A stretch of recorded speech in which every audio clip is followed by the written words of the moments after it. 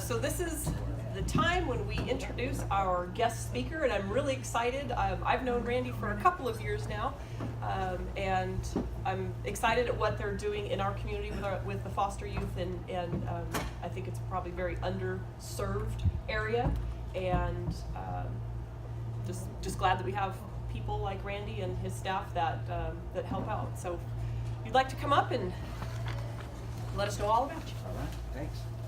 I don't know. That's all right. Well, thanks so much for having me out today. It's great to hear all your stories. I don't even know what Wiener Nationals are, but between that and the painting and how small of a town we are, that of all the bazillions of people in the world, that you love the painting and she bought the painting. That's So Bakersfield. That's what I love about where we live, and hearing about Pioneer Village being the original place of the fair. I love our history. I'm born and raised here, Randy Martin. Excited to share with you today. I want to share a little bit about Covenant. That's coming around, but I also just want to share the reason why we do Covenant.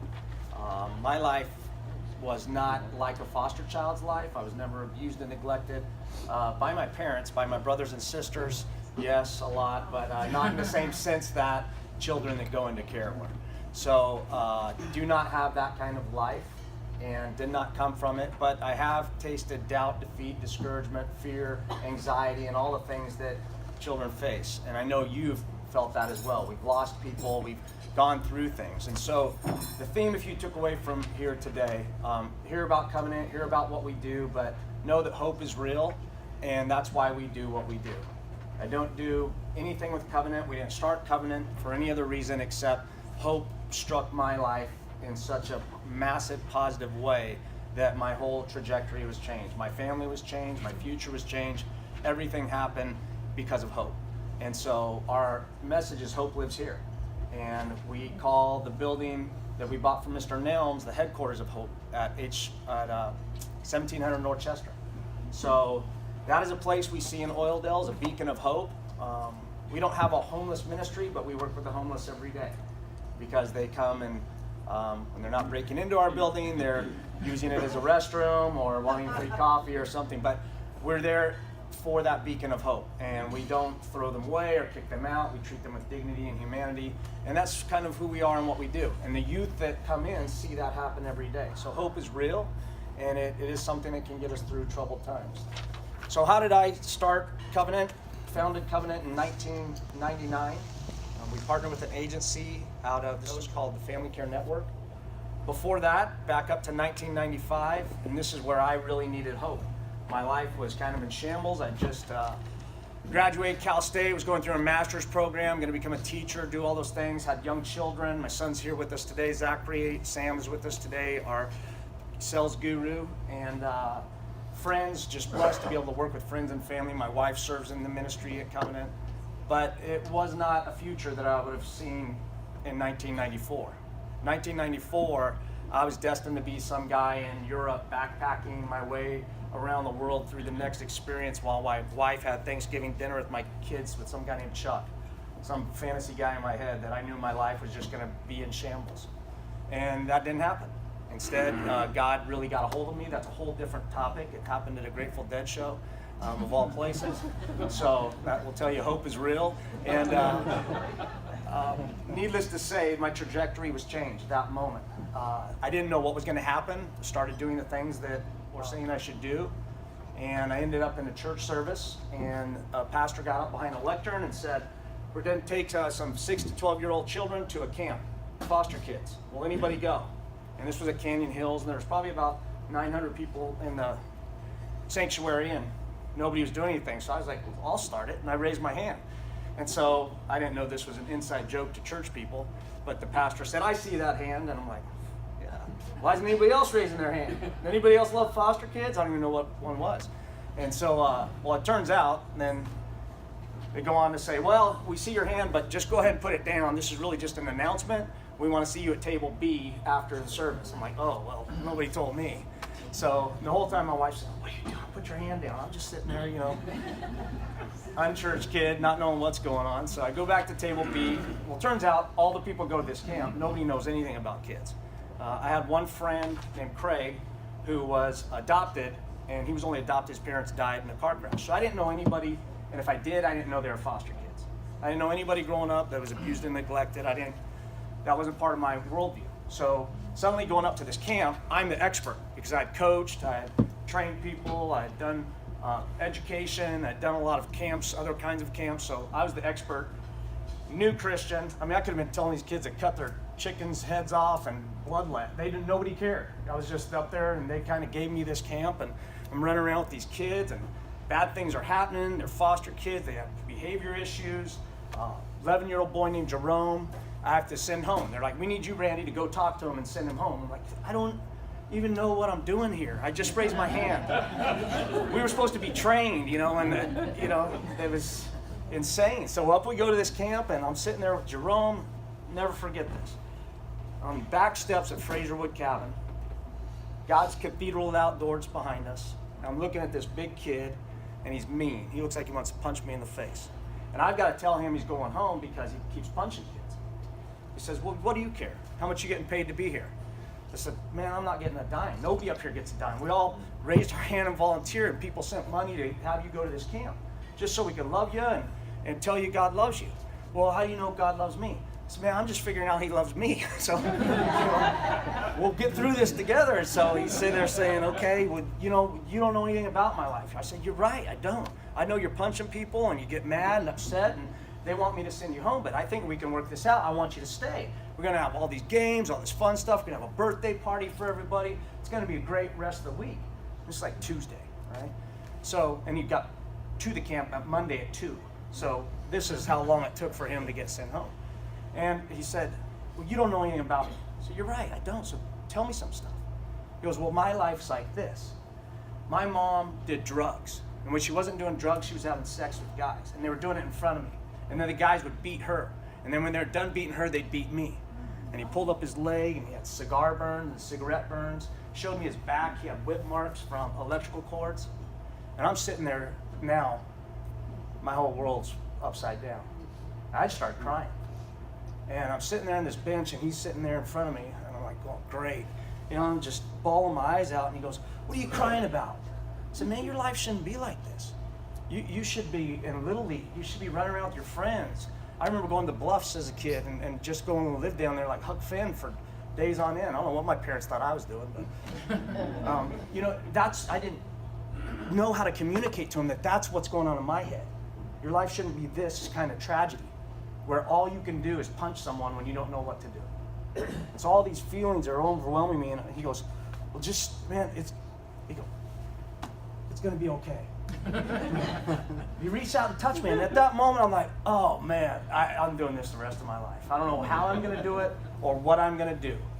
But that thing that he did to me is what I felt like God did to me. And in that moment, I knew that these were people that if I had another breath, I wanted to invest in. And I wanted to have those moments happen again and again. And I tell you all that to say that, I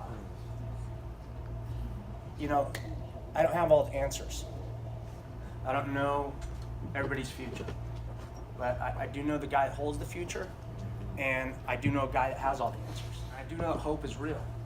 And I know that whatever you're facing, whatever I'm facing, tomorrow can be a better day. And I know for the kids that we serve, that has to be something that they have.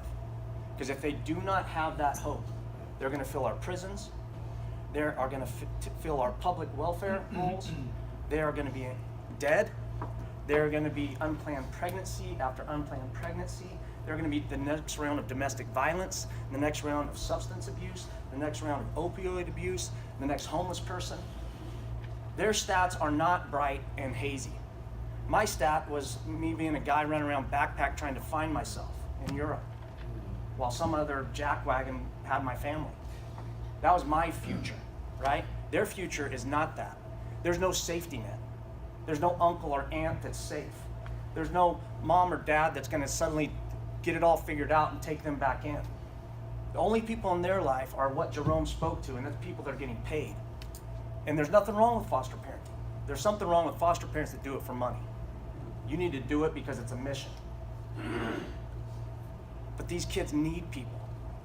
People that will just say, you know what, I don't know what I'm doing, but I'm here for you. Because showing up is what matters. And if anybody in here married, how many of you haven't figured out? Right? You show up. Showing up is what matters. And you go through all the stuff we go through. Right? I tell my wife now, I'll remember who we are, you remember where we're going. Right? How many of you can testify to your brain memory stuff going, right?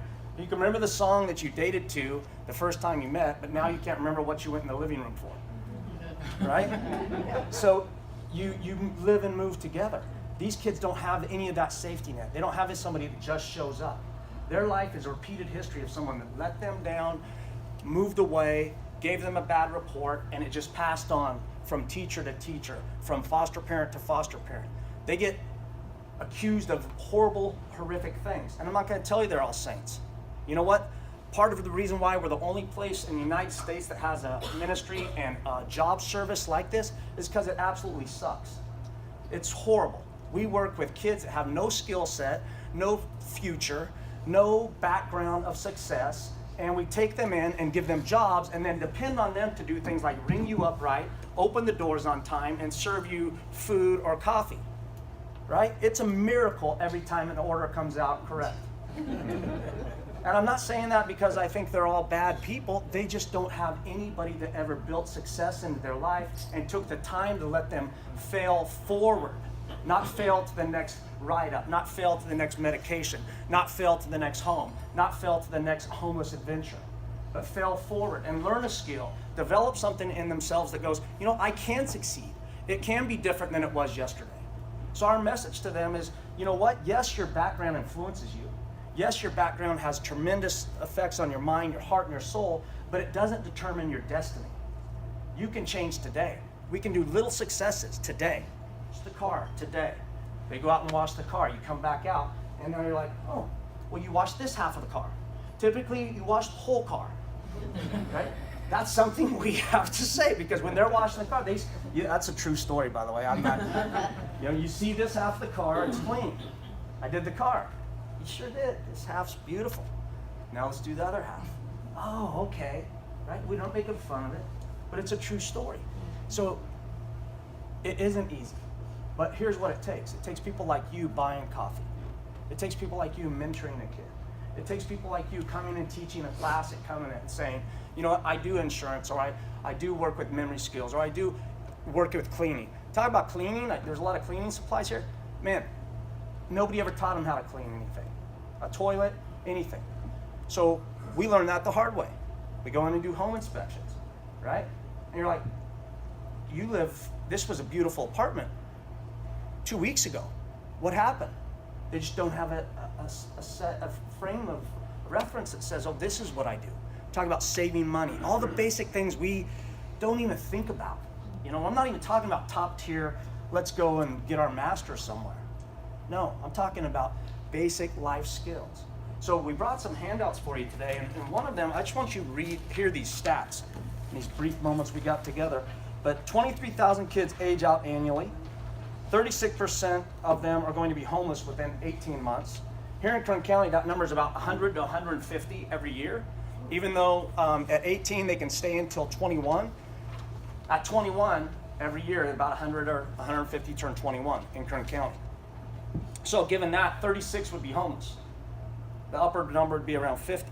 60% of the men have been convicted of a crime. 25% come out of foster care with post-traumatic stress disorder. That's double the incident rate of a Vietnam veteran. So imagine that. 75% of women, 33% of men are on public assistance within 2 years. 50% of female youth will be pregnant by 19. 51% are unemployed at 24. 100% need your hope and your love. So this is why we do what we do. And it's a blast, right? It is hard work.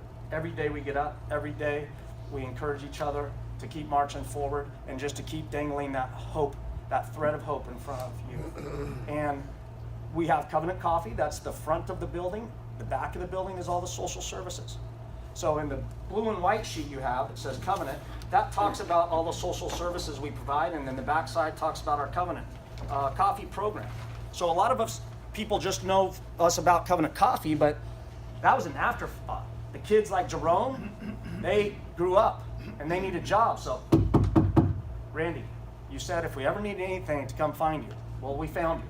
Like, son of a gun, how'd you find me an oil down? Right? So they came and I don't have any, I don't know any skills. I'm not going to go to school. I'm not going to do this. I'm not going to do that. So we started a roasting business, roasting coffee, selling coffee. Now when you go to Luigi's, Pyrenees, Cafe Med, other restaurants, you're drinking Covenant coffee. You can buy coffee. We give away coffee. We've got some neat coffee bags that Sam has in the back where we're doing holiday packaging. So, you know, Bart can give away thousands and thousands of bags of coffee to their donors, right? You can give them away to your great clients. It's a great way to employ a youth here in Kern County and also give someone something really amazing. So that's Hope in a Cup. That's our basic message around coffee. We say we give kids hope in a cup because we're able to teach them dishwashing, basic food and beverage services. And we've had those kids move on. The pastry chef at Cafe Med was a former foster youth. We have servers and people that have moved away and are managers and still in the coffee business. Coffee shops and baristas that are full.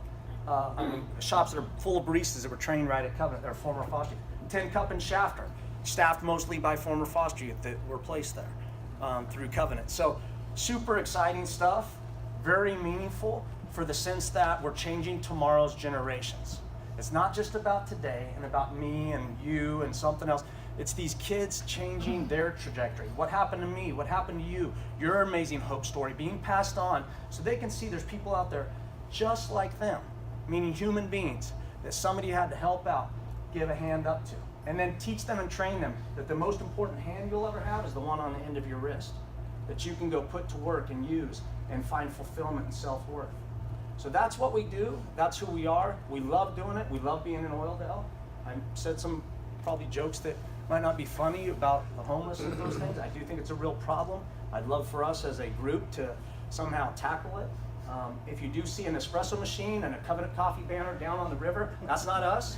Do not buy coffee from them. But call the sheriff's office and tell them exactly where it's at. They got in our C train last week. But yeah, we absolutely love it. The people have been wonderful. We have regulars that come in all the time. It's just been such a joy and a treat to be there and to be with you today.